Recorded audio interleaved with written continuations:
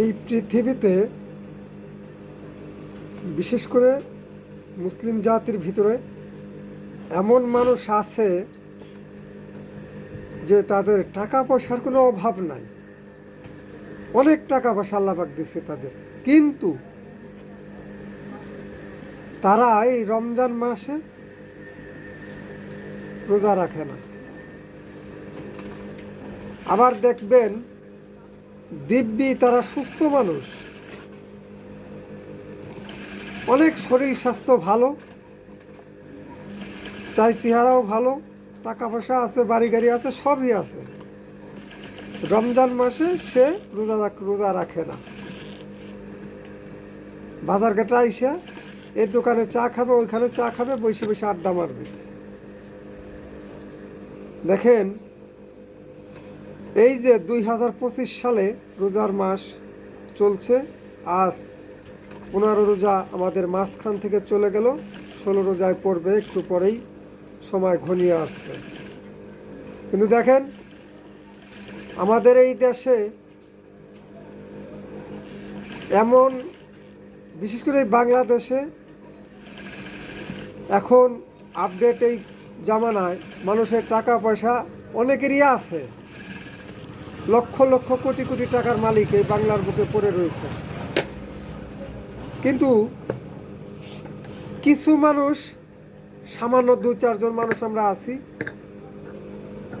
যে একেবারেই দারিদ্র, একেবারেই অসহায়।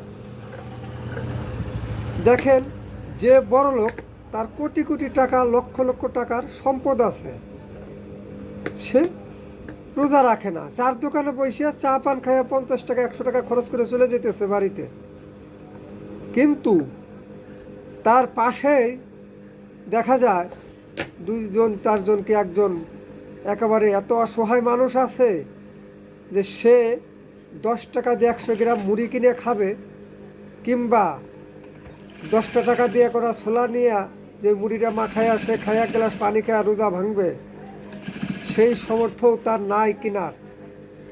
কিন্তু ওই বড় লোকের চোখে এইটা পড়তেছে না। এই হলো আমাদের সমাজ,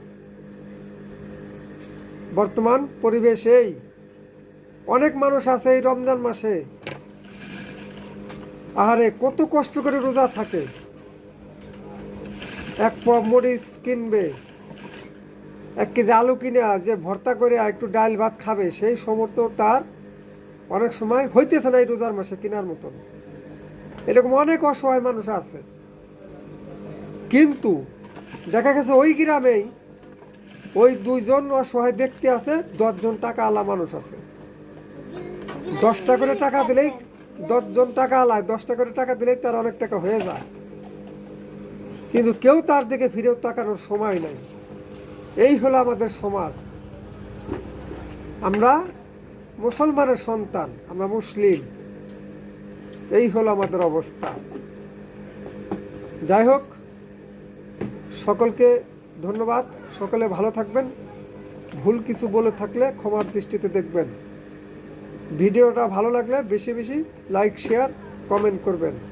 আল্লাহ হাফেজ।